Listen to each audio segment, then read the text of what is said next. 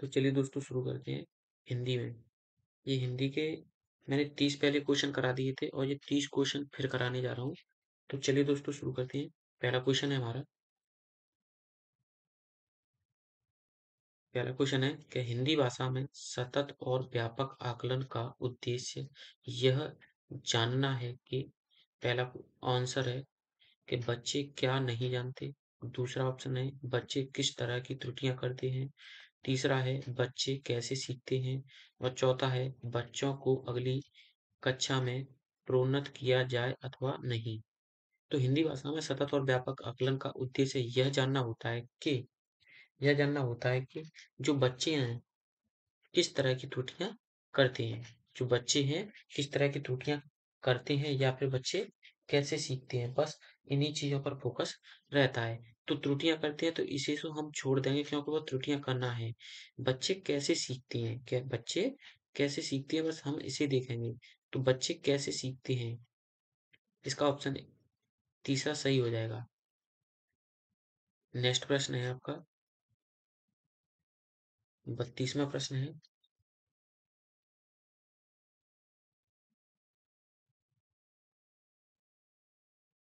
कि बच्चों में भाषा सीखने की जन्मजात योग्यता होती है, यह विचार है। यानी बच्चों में भाषा सीखने की जो जन्मजात योग्यता होती है, यह विचार किसका है।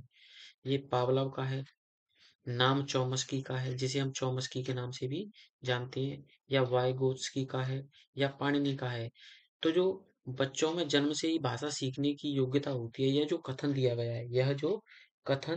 दिया गया है, तो यह चॉम्स्की के द्वारा दिया गया है। किसके द्वारा दिया गया है, चॉम्स्की के द्वारा दिया गया है। दूसरा ऑप्शन इसका सही आंसर होगा। नेक्स्ट प्रश्न है आपका कि एक भाषा शिक्षक के रूप में आपका क्या दायित्व है। यानी आप एक भाषा शिक्षक के रूप में जाते हैं तो आपका क्या दायित्व है। पहला ऑप्शन हो जाएगा कि बच्चों को भाषा सीखने का समृद्ध वातावरण उपलब्ध उपलब्ध कराना।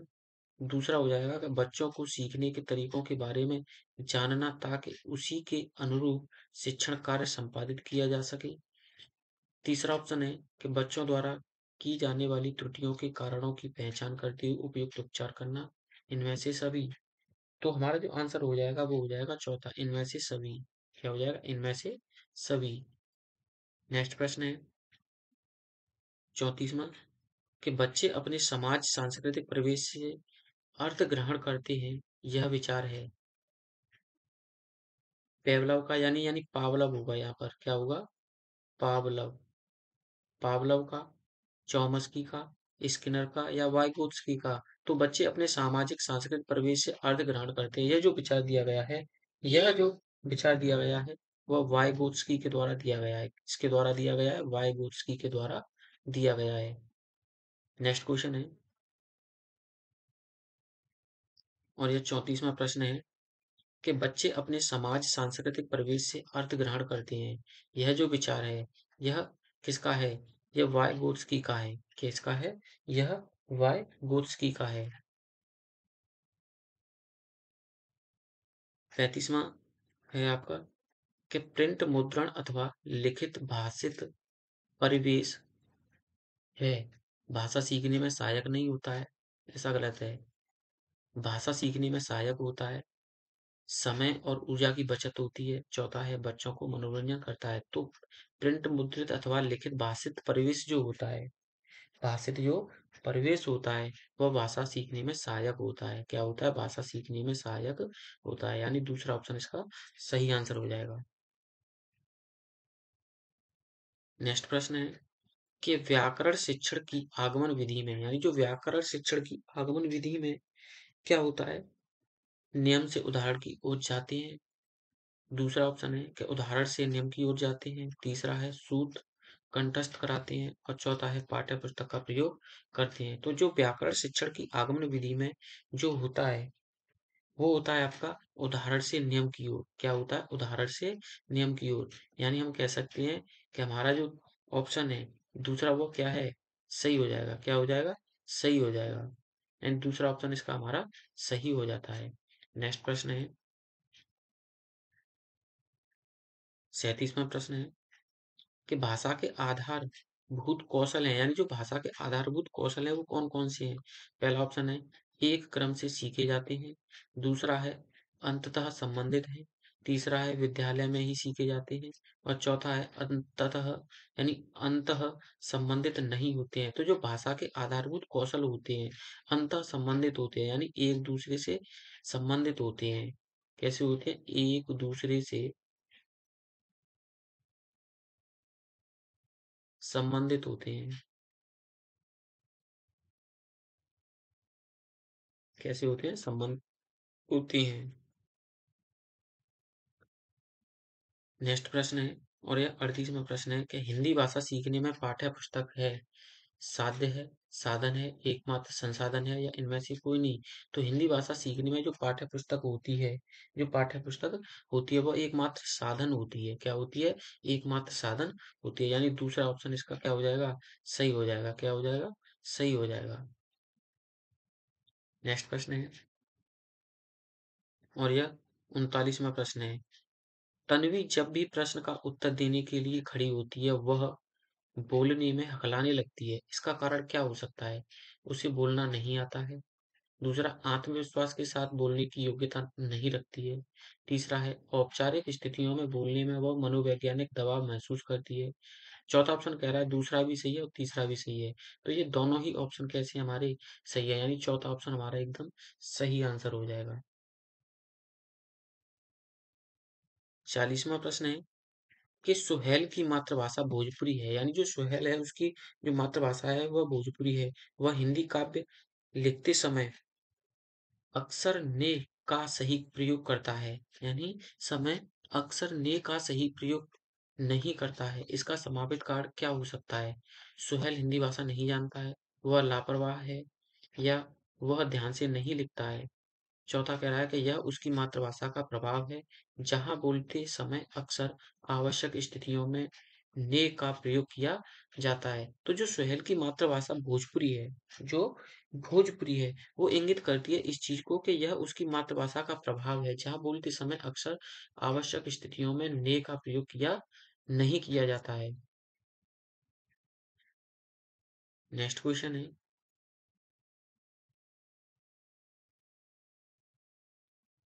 40वां कि भाषा अर्जन में और भाषा अधिगम में क्या अंतर होता है? यानी जो भाषा अर्जन है और अधिगम है उसमें क्या अंतर होता है? पहला ऑप्शन कह रहा है कि सहज एवं स्वाभाविक रूप से प्रवेश के माध्यम से प्रवेश के माध्यम से जो भाषा है अर्जित की जाती है, जबकि भाषा अधिगम प्रयासपूर्ण होता है। दूसरा ऑप्शन कह रहा है कि भाषा अर्जन में अर्थ भी समाज से स्वतः ही प्राप्त होते हैं, जबकि भाषा अधिगम में कई बार अर्थ सीखने पड़ते हैं। तीसरा ऑप्शन है कि भाषा अर्जन में मुख्यतः सुनना बोलना कौशल शामिल है। चौथा कह रहा है कि जबकि भाषा अधिगम में अनेक बार सुनना, बोलना, पढ़ना, लिखना चारों कौशल सीखने पड़ते हैं या इनमें सभी। तो हमारा जो ऑप्शन हो जाएगा वो इनमें सभी यानी चौथा ऑप्शन इसका एकदम सही आंसर है। 42वां प्रश्न है कि भाषाई विविधता यानी जो भाषाई विविधता वो कैसी होती है? पहला ऑप्शन कह रहा है कि भारतीय कथाओं का सत्य है। दूसरा ऑप्शन है कि भाषा की कक्षा में एक संसाधन है। तीसरा ऑप्शन कह रहा है हमारा कि बहुभाषिक बच्चों की संज्ञानात्मक विकास की ओर संकेत करती है या इनमें से सभी। तो हमारा जो ऑप्शन हो जाएगा वो चौथा एकदम सही आंसर हो जाएगा कि इनमें से सभी। नेक्स्ट प्रश्न है कि मौन पठन का मुख्य उद्देश्य है, यानी जो मौन पठन है उसका मुख्य उद्देश्य क्या है? पहला ऑप्शन है कि सतही ढंग से पाठ खत्म करना। दूसरा ऑप्शन है कि गहन अर्थ ग्रहण करना। तीसरा ऑप्शन है कि बिना बोलने पढ़ने की कुशलता का विकास करना और चौथा ऑप्शन है कि शांति के साथ पढ़ना। तो जो मौन पठन का मुख्य उद्देश्य होता है गहन अर्थ ग्रहण करना। क्या होता है? गहन अर्थ ग्रहण करना, यानी दूसरा ऑप्शन इसका एकदम सही आंसर होगा। क्या होगा? सही आंसर होगा। 44वां प्रश्न है कि निम्न में से कौन पठन का प्रकार नहीं है?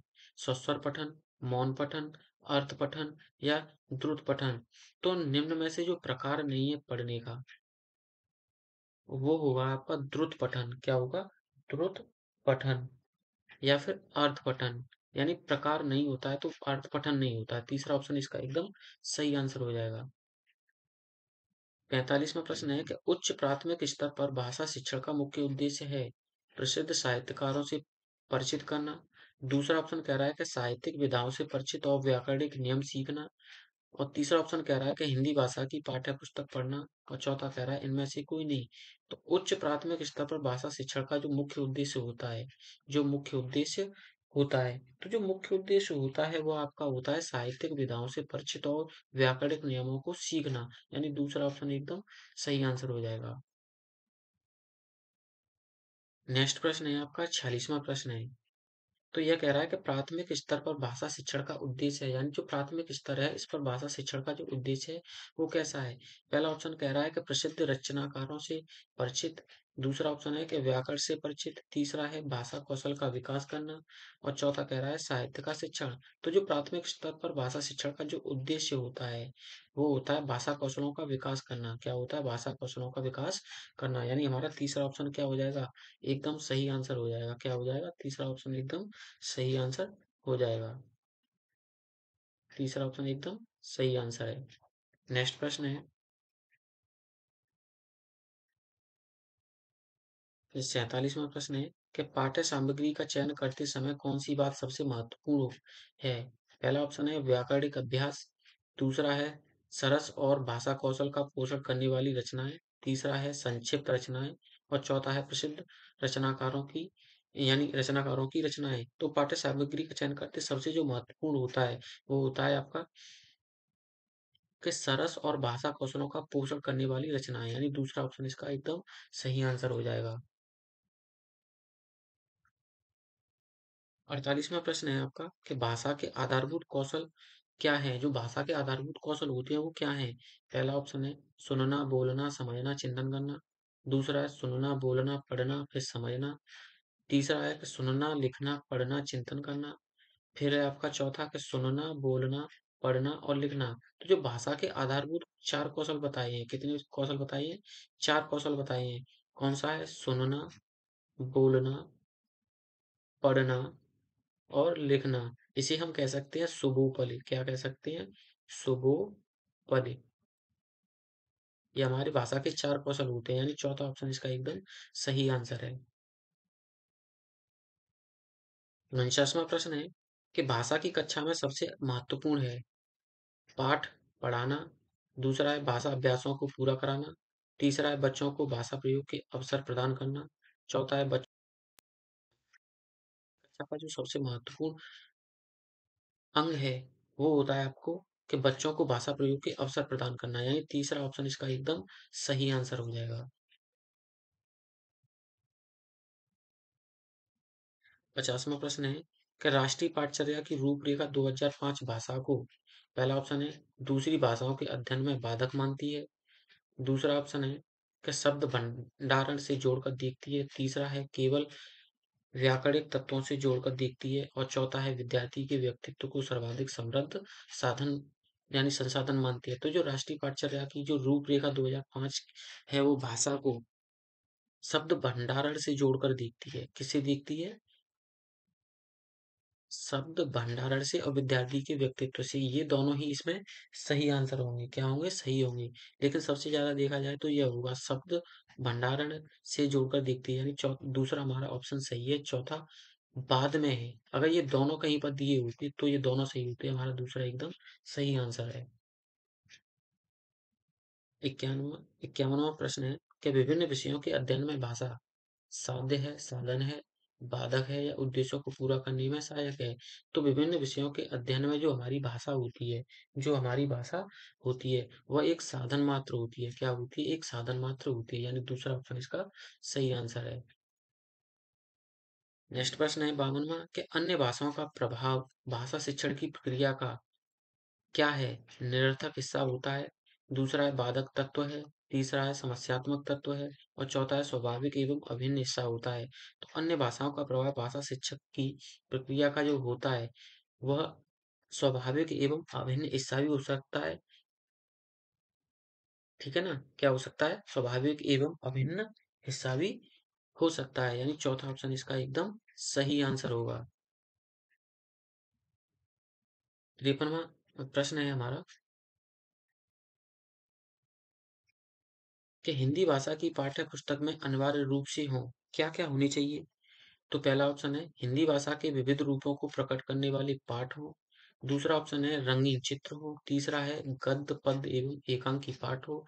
और चौथा है प्रश्न। तो जो हिंदी भाषा की पाठ्य पुस्तक में अनिवार्य रूप से होना चाहिए, तो जो अनिवार्य रूप से होना चाहिए, तो ये होना चाहिए कि हिंदी भाषा के विविध रूपों को प्रकट करने वाला पाठ हो। यानी पहला ऑप्शन इसका एकदम सही आंसर हो जाएगा। 54वां प्रश्न है कि व्याकरण शिक्षण की कौन सी विधि अपेक्षाकृत बेहतर है? निगमन विधि, आगमन विधि, अनुवाद विधि या पुस्तक प्रणाली विधि? जो व्याकरण शिक्षण की जो सबसे अच्छी विधि है, जो सबसे अच्छी विधि है, तो वो आगमन विधि है। क्या है? आगमन विधि है, यानी दूसरा ऑप्शन इसका सही हो जाएगा। 55वां प्रश्न है कि प्राथमिक स्तर पर कहानी पढ़ने का उद्देश्य है, यानी जो प्राथमिक स्तर है उस पर कहानी पढ़ने का मुख्य उद्देश्य क्या है? पहला ऑप्शन है कि शब्द संरचना का ज्ञान देना। दूसरा है कहानी के तत्वों से परिचित कराना। तीसरा है वाक्य संरचना का ज्ञान देना। और चौथा है कल्पना एवं अनुमान लगाने की क्षमता का विकास करना।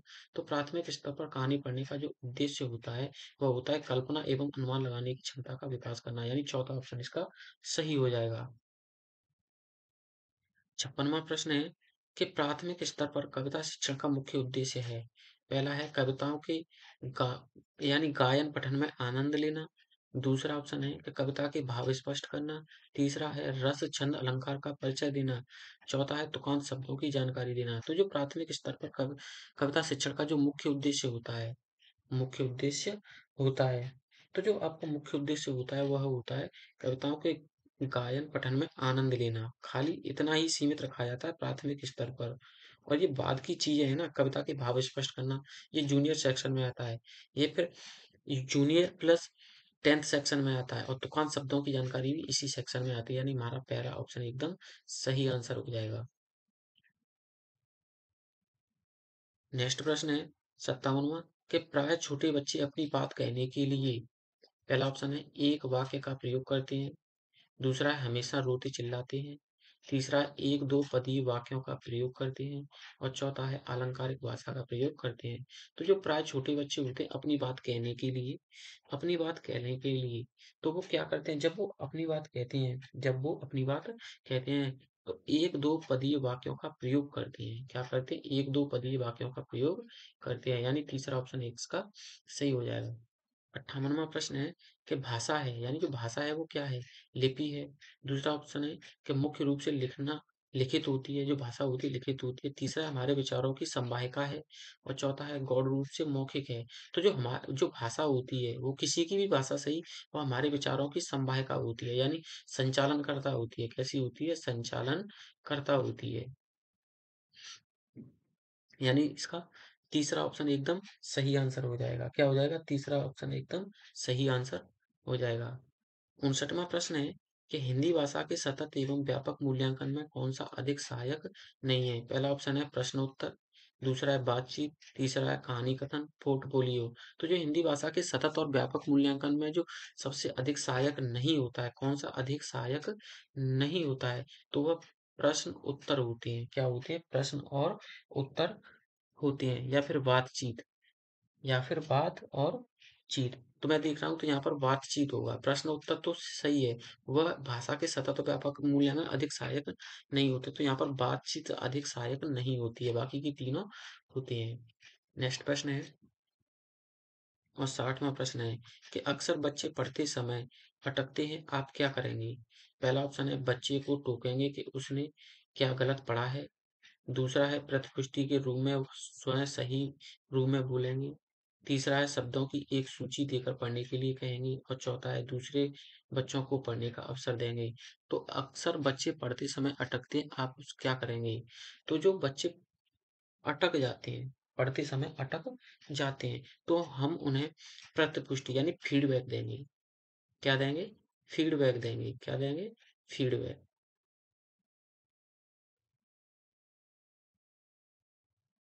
तो हमारा दूसरा ऑप्शन इसका सही हो जाएगा। कौन सा? दूसरा ऑप्शन एकदम सही आंसर है। मिलते हैं नेक्स्ट वीडियो में, तब तक के लिए धन्यवाद।